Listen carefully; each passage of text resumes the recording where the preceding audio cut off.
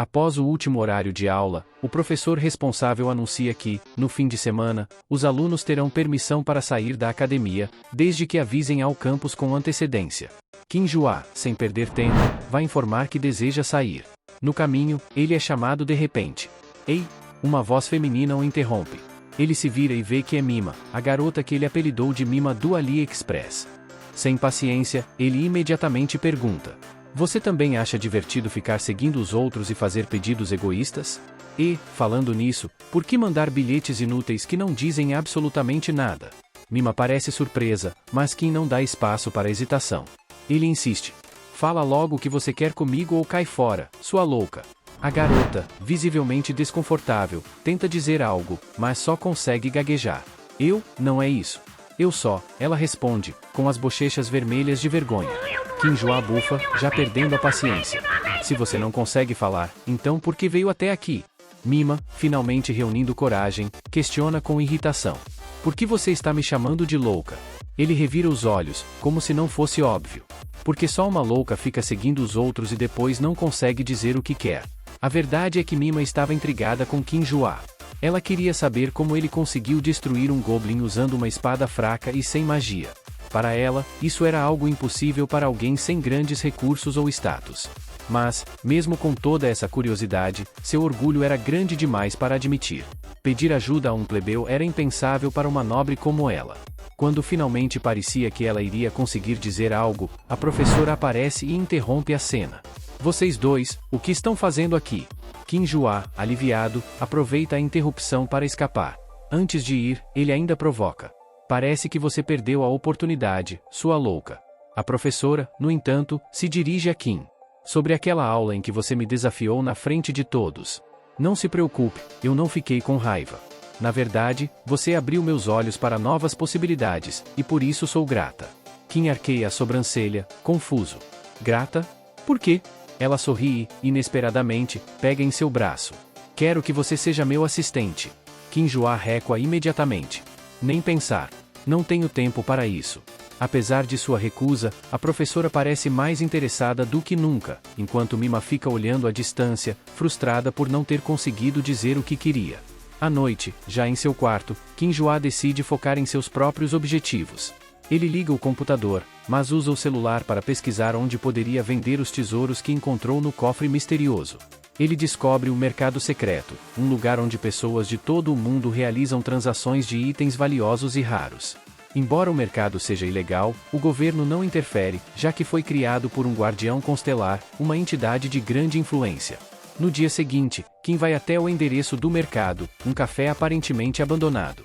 Ao entrar, ele passa por uma porta comum, do outro lado, encontra um lugar completamente diferente, como se fosse outro mundo. Lá, já era noite. Assim que entra, ele é abordado por um homem usando uma jaqueta de couro. Bem-vindo. A taxa de entrada é de 2 milhões de moedas. Sem hesitar, Kim puxa um maço de dinheiro, ganho por ser o primeiro da academia, e paga a entrada. O homem lhe entrega uma máscara, explicando: todos aqui escondem suas identidades. É melhor você fazer o mesmo. Embora Kim não se importe, ele decide seguir a regra. Após caminhar pelo mercado, ele encontra a loja de Maurice, indicada pelo recepcionista. Lá, ele tira uma sacola simples da mochila e coloca alguns anéis sobre a mesa. Maurice pega um deles para analisar e, imediatamente, arregala os olhos. Isso é, um artefato da Era da Destruição.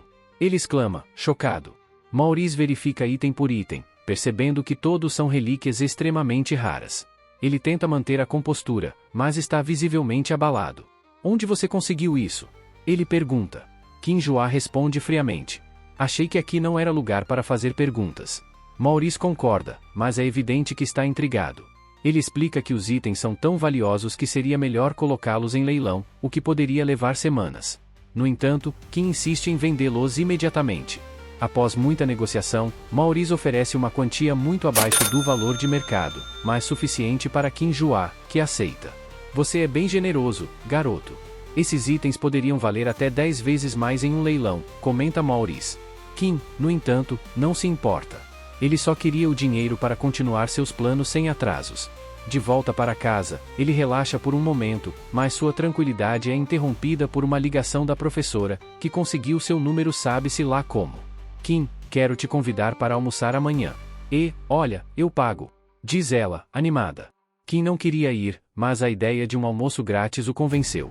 Enquanto isso, no mercado, alguém misterioso visita Maurice, deixando no ar uma dúvida. Quem realmente é esse jovem que apareceu com relíquias tão valiosas? Após Kim Joa vender os itens para Maurice no mercado secreto, uma figura importante chamada Black Cat surge na loja.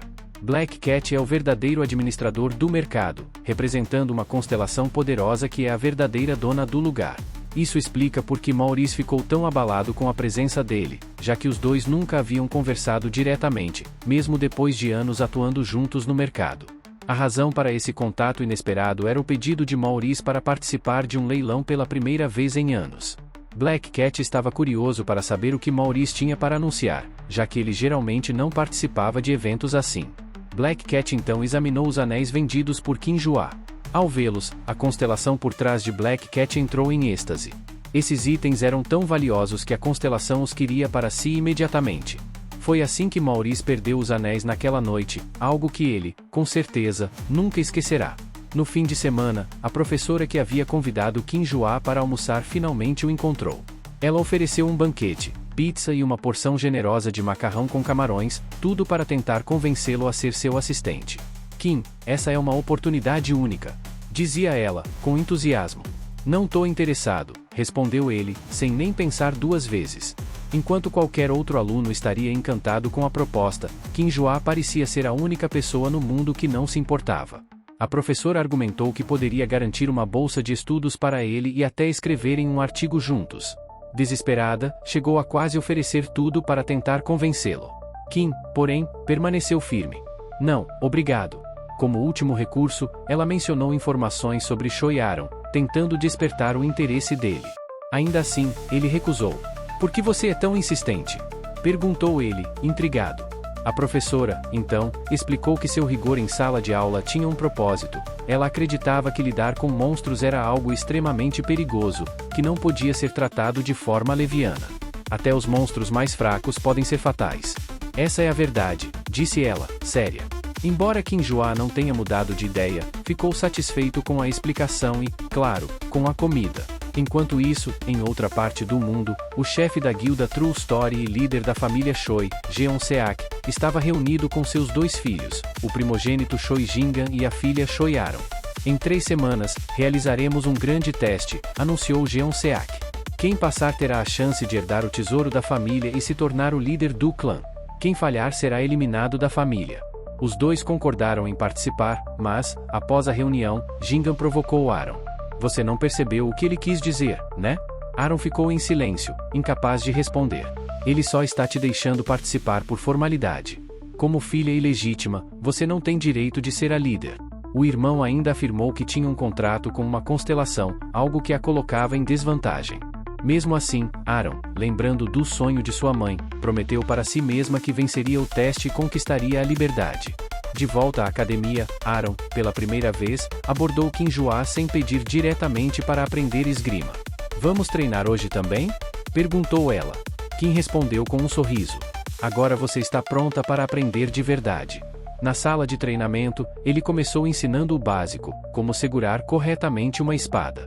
Com algumas orientações simples, Aaron descobriu como canalizar mana para a lâmina, algo que nunca tinha feito antes.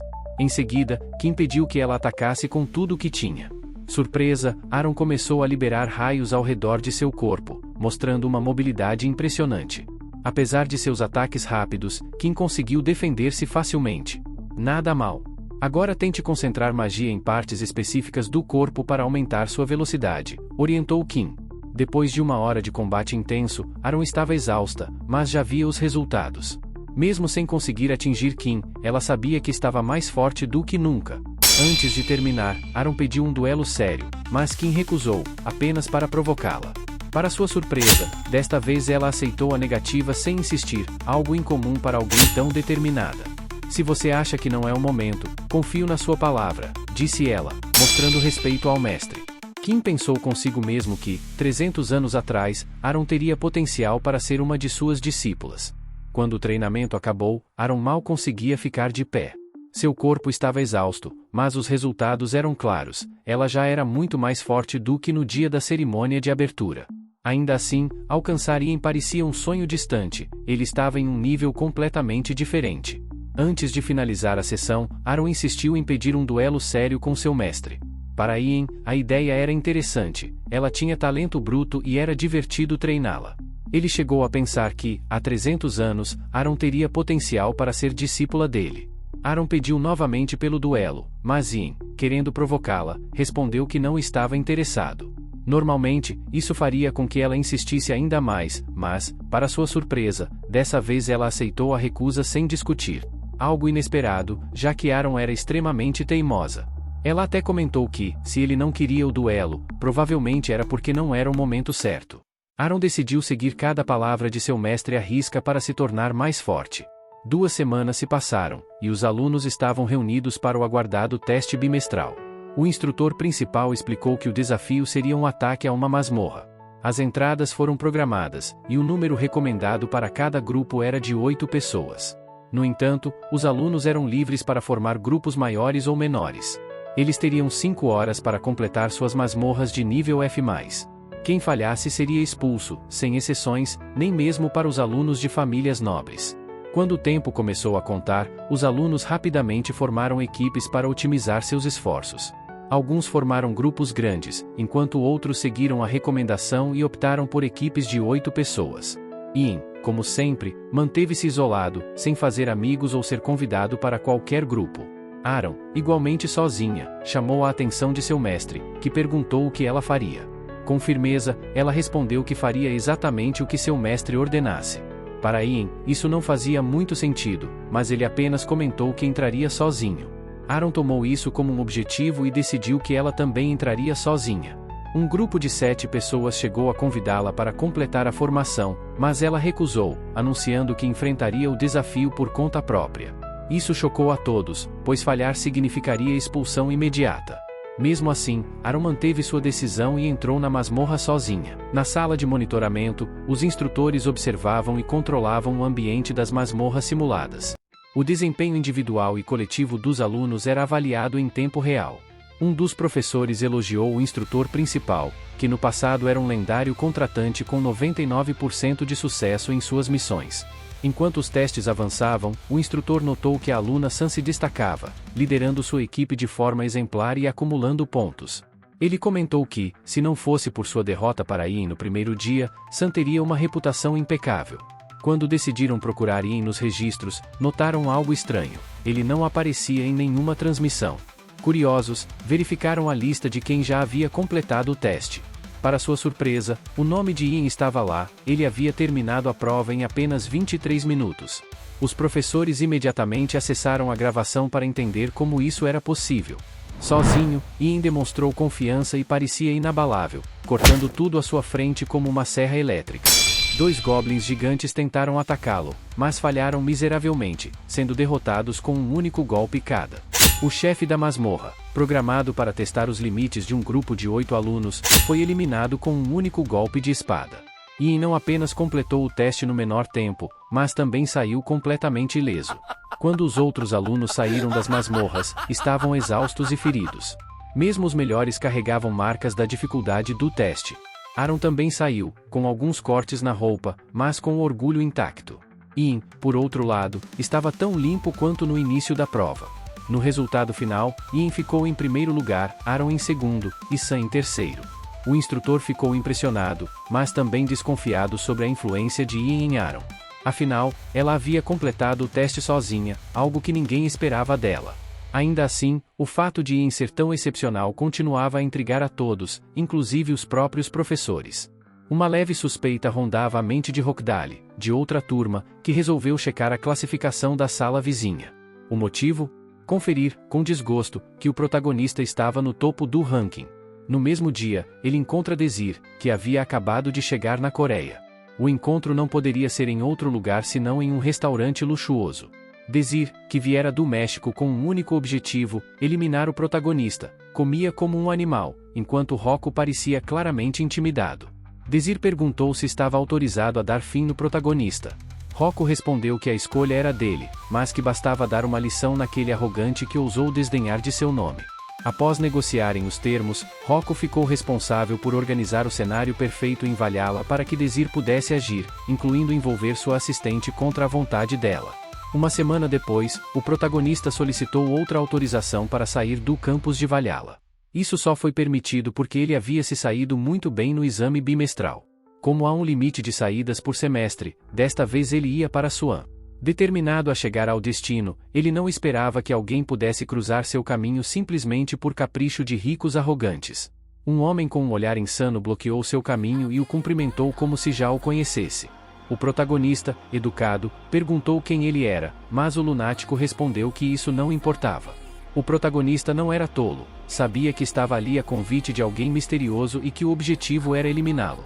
O homem elogiou sua intuição, mas o protagonista corrigiu. Não era intuição, ele sabia disso há dias. Jogou na cara do lunático que tudo era previsível e nada surpreendente. Irritado, o primeiro ataque do lunático foi cheio de fúria. Claro, errou o golpe. Mesmo assim, o ataque era poderoso. Mas o protagonista estava calmo. Desir confiava demais em sua força, e embora o protagonista não demonstrasse medo, reconhecia o perigo. Seu corpo frágil não suportaria um ataque daquele nível. Por isso, decidiu usar estratégia. O protagonista correu, e o lunático o seguiu despreocupado. Ao preparar um ataque, Desir foi surpreendido por um contra-ataque. O protagonista o provocou perguntando se ele tinha um cérebro na cabeça. Um golpe na testa quase rachou seu crânio, mas Desir tentou revidar. O protagonista permitiu que ele desviasse apenas para repetir as mesmas palavras de antes. Desir começou a sentir medo do monstro à sua frente. No passado, usou elixires de todos os tipos para fortalecer seu corpo.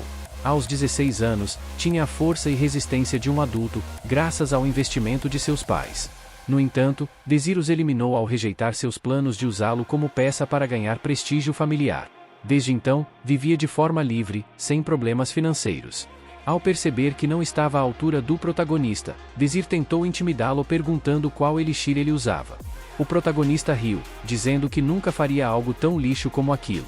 Ele ainda comparou Desir a um gênio da escola, mas ressaltou que seria um insulto ao verdadeiro gênio. Ferido no ego, Desir decidiu usar suas ferramentas mágicas.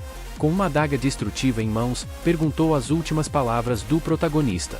Mas, ironicamente, foram as últimas palavras de Desir antes de perder todos os dentes. Arremessado contra uma árvore, ele caiu derrotado. Antes que Desir perdesse a consciência, o protagonista declarou que ele responderia a algumas perguntas.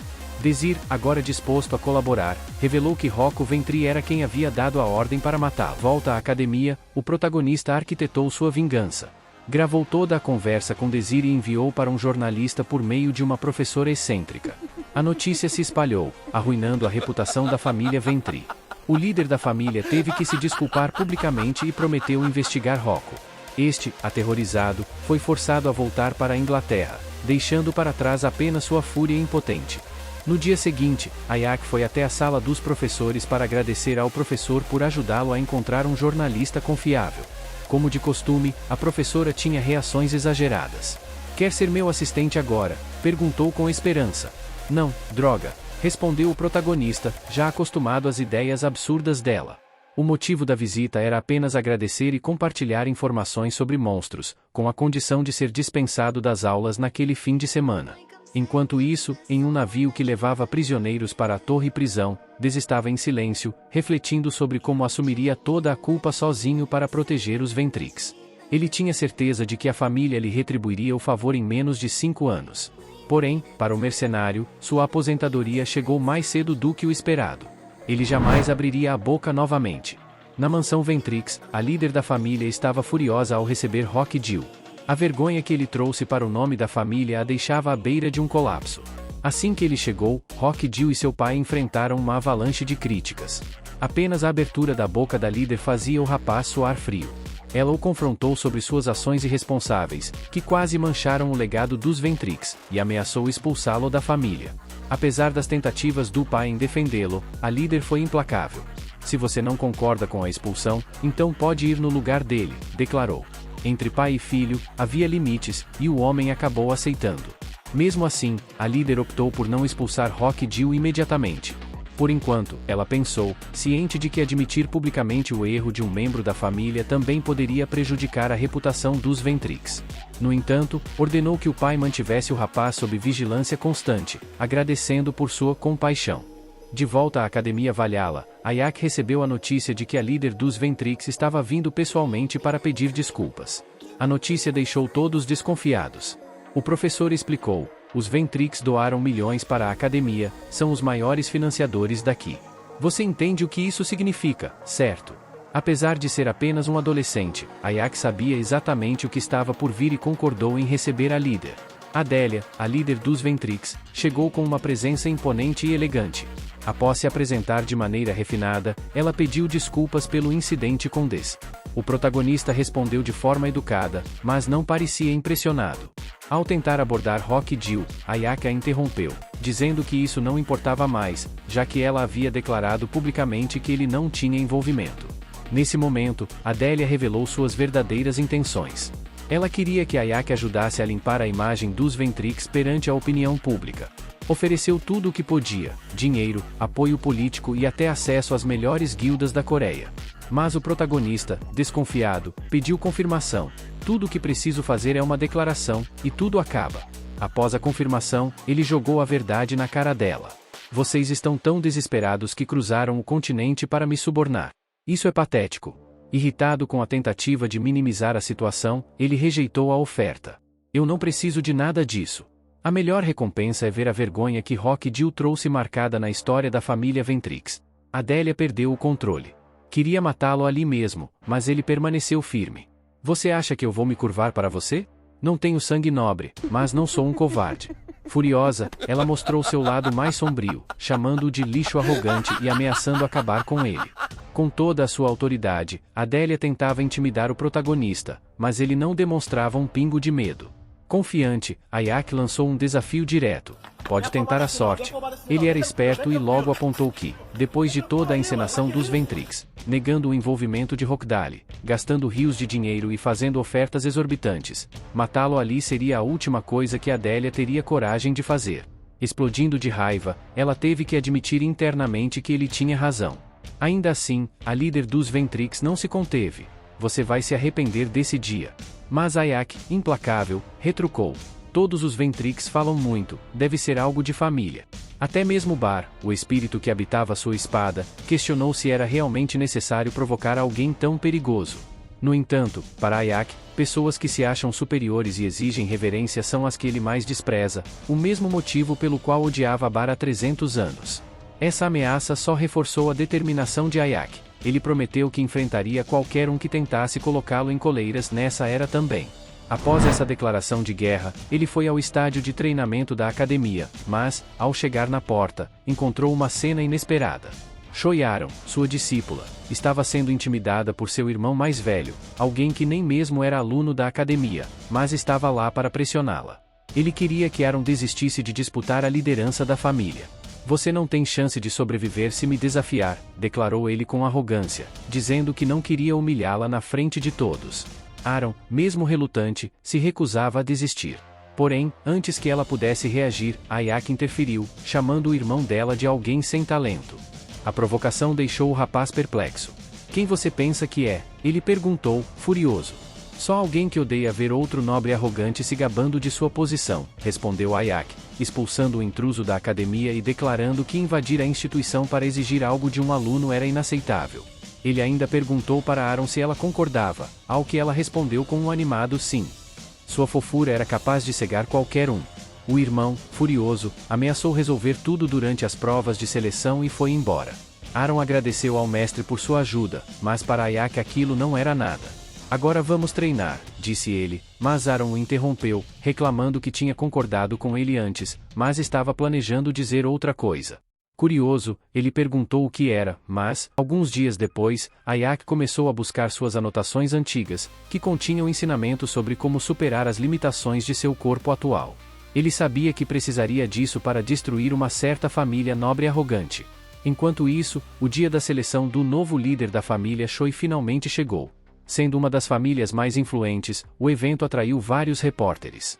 Dentro da mansão, Aaron e seu desprezível irmão estavam prontos para o teste. O pai deles, seguindo todos os rituais e formalidades, explicou o desafio: encontrar a espada dupla escondida nas montanhas. O vencedor se tornaria o líder da família, enquanto o perdedor seria banido. Ambos aceitaram as condições, e o teste começou. Aaron correu com determinação para encontrar a espada, enquanto seu irmão, confiante, não se deu ao trabalho de correr.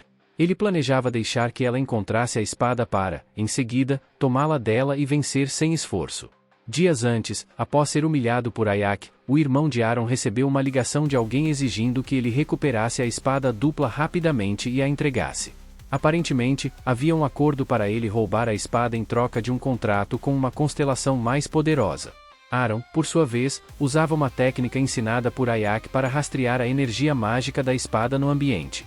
Ela precisaria de cerca de 15 minutos para detectar o rastro, mas isso dava tempo para seu irmão alcançá-la. Ele logo a encontrou e questionou quem havia ensinado a ela essa habilidade.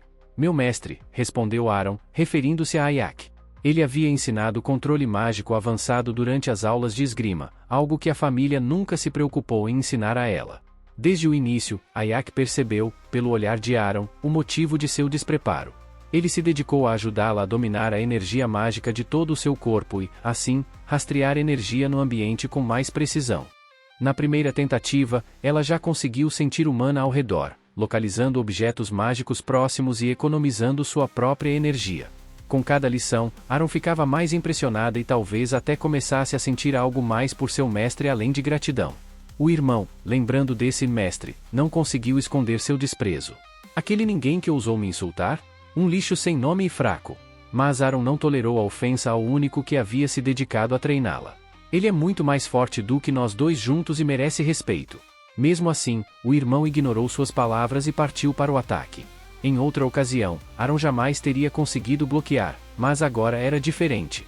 Ela defendeu o golpe e o lançou para trás, deixando-o surpreso com a mudança drástica em sua habilidade. Ele não conseguia parar de pensar em como aquilo era possível. Alguns dias antes do conflito, ele havia saído para procurar suas antigas anotações, feitas há 300 anos em sua vida passada. Ele vasculhou diversos lugares nas montanhas próximas à cidade até finalmente encontrar o que buscava. Contudo, à distância, sentiu um uso intenso de mana. Esse poder revelou-se ser uma troca frenética de golpes de espada entre dois irmãos. Aaron estava completamente focada na luta, utilizando todo o conhecimento que havia adquirido. Seu irmão, com um tom sarcástico, foi o primeiro a comentar: parece mais forte do que antes. O que é isso? Anda indo para a escola ou para a academia, irmãzinha? Ele a atacou novamente, insultando-a ao chamá-la de bastarda. Foi então que uma das técnicas que Aaron havia aprendido entrou em ação. Ela concentrou sua mana na lâmina da espada. Quando o ataque veio, girou a espada e fez um corte ascendente. Seu irmão caiu como um NPC, e ela aproveitou a abertura para desferir um segundo golpe, atingindo os rins dele com toda a sua força, utilizando o punho da espada. Anteriormente, Aaron jamais havia tido chance contra seu irmão mais velho. Mas agora, ela o havia superado. Ele, incrédulo, murmurou: isso é a lâmina dupla da família. Aaron percebeu que seu irmão estava se levantando novamente, emanando uma aura completamente sombria. Ele insistiu que alguém como ela nunca seria capaz de derrotá-lo, pois ele possuía um contrato. Ainda afirmou que o golpe dela não passava de sorte. Curiosa, Aaron perguntou se ele havia se tornado um vilão, já que aquela aura parecia maligna. Ele respondeu que não perderia tempo explicando e mostraria isso com ações. Preparando-se para contra-atacar, Aaron foi pega de surpresa quando ele desviou e desferiu um golpe direto. Ela caiu, e o que deveria ser sangue vermelho parecia negro. Confiante novamente, o irmão perguntou se ela conseguiria se levantar, mas ela já não tinha forças. Foi então que ele admitiu pertencer aos Devotos, o terceiro grupo mais poderoso de vilões do mundo. Ele estava usando o poder de uma das constelações dos Devotos. Aaron, perplexa, questionou por que ele havia se aliado a um grupo criminoso e como eles poderiam oferecer mais vantagens do que a rica família deles. Ele respondeu que uma das habilidades da constelação era eliminar completamente as emoções. Revelou que, desde os 12 anos, trabalhava para a guilda como exemplo, mas, na verdade, sempre quis apenas brincar e ser uma criança normal. Ele se juntou aos Devotos para satisfazer os desejos adolescentes que as obrigações da guilda lhe negavam. O líder dos Devotos o encontrou e, ao perceber sua verdadeira natureza, que incluía um lado sádico que gostava de destruir as pessoas, não hesitou em aceitá-lo. Para ingressar oficialmente, ele precisou entregar a lâmina dupla, um relicário da família. 10 anos atrás, durante um teste semelhante, ele matou sua irmã mais velha nas montanhas, algo que Aaron acreditava ser apenas um desaparecimento. Ele revelou que a mãe deles adoeceu de tristeza, pois via o rosto da irmã mais velha em Aaron. Ele então desafiou Aaron a encontrar sua irmã no outro mundo e arrancar seu couro cabeludo. Porém, isso não aconteceu. Próximo ao local de teste, o protagonista estava em busca de algo e sentiu a luta acontecendo. Ayak surgiu no último instante, bloqueando o golpe e salvando Aaron, disse o protagonista, encarando o irmão de Aaron. Ele exigiu saber o que estava acontecendo. O irmão respondeu que era um assunto de família e mandou que ele não se intrometesse. Isso deixou o protagonista furioso. Para dar uma lição, ele desferiu um golpe direto, arremessando o irmão contra uma árvore. Quando Aaron se recuperou, perguntou por que ele estava ali. O protagonista não revelou o verdadeiro motivo e disse que tinha negócios na floresta. Enquanto verificava o ferimento dela, pediu que ela concentrasse mana para curar rapidamente a ferida. Ele cuidaria do restante. O irmão arrogante levantou-se novamente, repetindo que era um assunto de família, antes de atacar com sua energia concentrada na espada. O protagonista deu apenas um passo para o lado, esquivando-se do ataque. Com um movimento decisivo, ele pisou no irmão e usou a bainha da espada para desferir outro golpe poderoso, destruindo tudo ao redor. Logo após, foi verificar se Aaron estava bem, perguntando se ela conseguia pelo menos andar. Mas antes disso, o irmão emitiu uma aura ainda mais intensa e sombria, levantando-se mais uma vez. Ele murmurou algo e avançou contra o protagonista. Com um salto, tentou acertar um chute na cabeça ou um golpe com a espada, mas o protagonista defendeu com facilidade. O irmão percebeu um soco vindo diretamente em seu estômago e questionou como tamanha força era possível para alguém tão jovem. Os ataques continuaram sendo bloqueados com uma facilidade impressionante, e o irmão percebeu que, se recebesse mais 2 ou 3 golpes, estaria acabado. Em desespero, ele puxou uma pedra, um fragmento de um relicário artificial, uma cópia de um verdadeiro relicário. Ao consumi-lo, ele formou um contrato temporário com uma constelação de alto escalão. Mesmo aqueles que aguardavam o resultado do teste fora da floresta sentiram e viram o efeito. Uma fumaça púrpura subiu aos céus. O líder da família também percebeu e decidiu interromper o teste. O irmão, agora transbordando magia corrupta, foi desafiado pelo protagonista. É só isso. O irmão zombou, afirmando que essa confiança o faria morrer mais rápido. A constelação que ele invocara chamava-se o Dragão que Mata Tudo. O dragão apareceu, mostrando os dentes em satisfação por ter sido invocado. Mas, ao ativar sua habilidade de escanear tudo ao seu redor, o dragão parou. Ele viu o que deveria matar, e quase morreu de medo. Fechou os olhos, desejando que fosse um sonho. Ao abri-los novamente, confirmou que o pesadelo era real. Tremendo, o dragão disse ao irmão que iria se retirar, cancelou o contrato e fugiu. O protagonista, com um sorriso no rosto, perguntou ao irmão: "E agora? O que você vai fazer sem sua grande ajuda?" Não esquece de deixar seu like e se inscrever no canal. Eu deixei um vídeo incrível aqui na tela, que com certeza vai te prender. Então, não perca tempo e clique para assistir. Vamos continuar essa conversa lá nos comentários, quero saber suas teorias e o que você achou dos personagens. Valeu por assistirem e até a próxima aventura.